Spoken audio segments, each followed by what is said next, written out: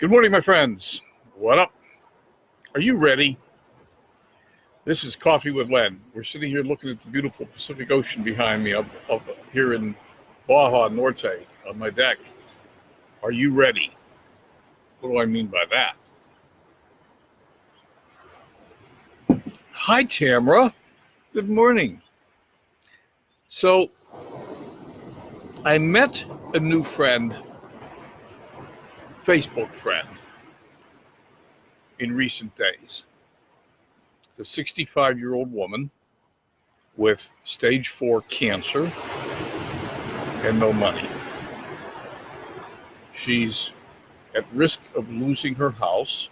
She can't make her house payment, and she has cancer.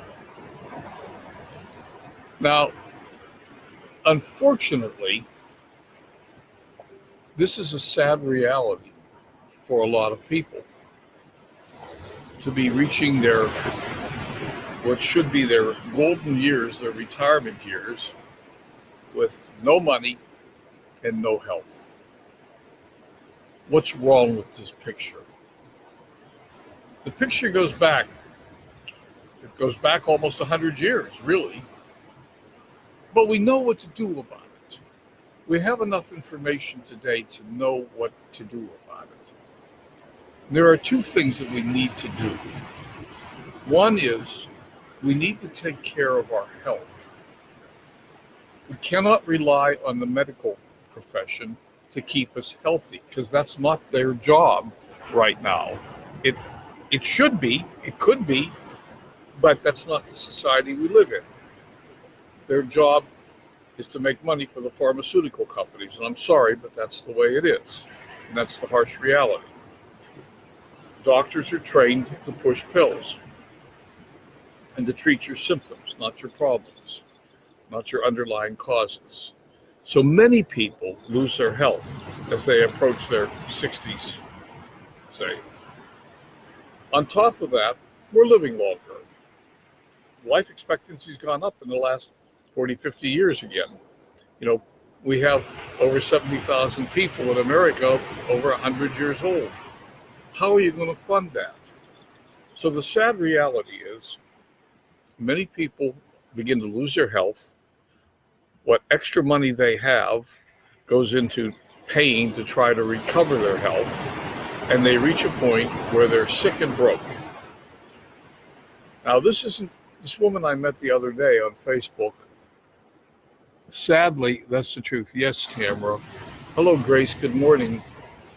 So, this woman I met on Facebook the other day isn't the first person I've met that's in this situation where they have little money and poor health, and they're in their 60s, say.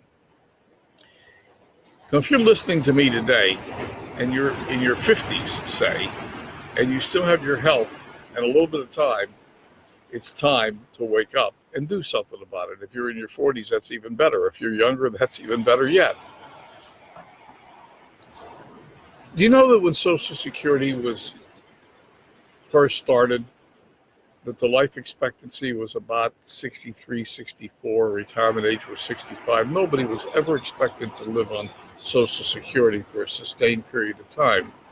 Yet we have people today that are trying to live off of Social Security for 20, 30 years. Imagine if you retire at 65 or 70 even, and you live to 100. How are you going to fund that? You better be in a position to fund it. Read Rich Dad, Poor Dad.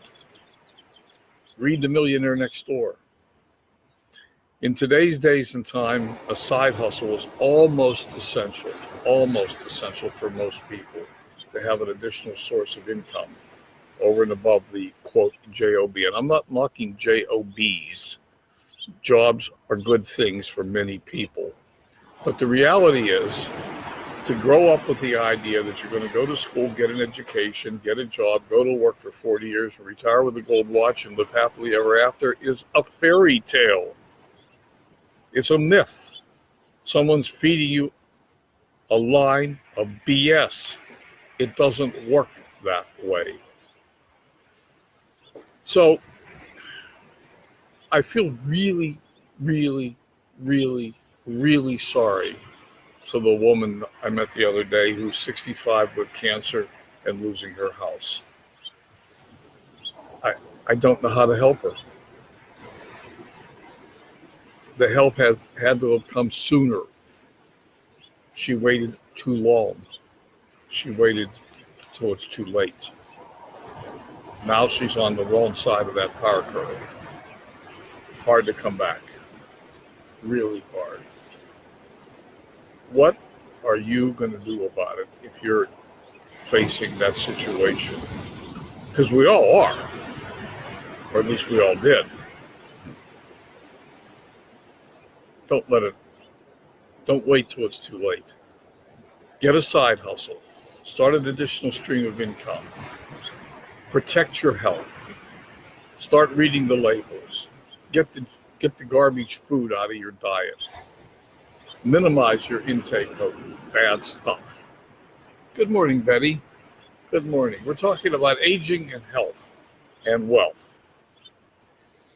So unfortunately, I started this, Betty, by saying that I met a woman online the other day who's 65 with stage 4 cancer and no money.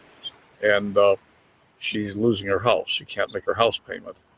And it's a very tragic situation to be in. And unfortunately, and she doesn't have any family, no place to turn. And unfortunately, it's not a completely unusual situation. It's not the first time I've heard someone who's in that situation. And we're talking about how to avoid it. And of course, the things to do to avoid it, once again, that we have to try to start a little younger. Don't wait till you have stage 4 cancer to decide it's time to take care of your health. If you're a little younger, or even if you're not a little younger and you have your health, start taking care of it. And there's plenty of literature these days, plenty of things about how to live a healthier life. Learn about the blue zones of the world. Learn about the Mediterranean diet. Learn about the incredibly difficult impact of sugar on your diet. Learn about cancer and what causes it. And don't go to your oncologist, because when he went to school, what they taught him to do was chemotherapy. They didn't teach him how to prevent cancer. I think there's plenty of evidence to suggest that we do know how to prevent cancer. But that would put the drug companies out of business. So they don't want you to prevent it. It's big business. And that's the sad reality. So that's all I have for you today. Don't wait till it's too late. Everyone, many people in our society, not everyone, but many people in our society are on a collision course with that same brick wall, losing your health and running out of money while there's still 20 or 30 years of life left, but you're sick and broke. And being sick and broke at 60 or 70 years old is not a good thing to be.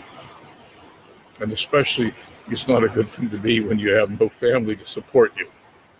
So, time to make some changes in your life if you're on that collision course. And if you're not, I applaud you.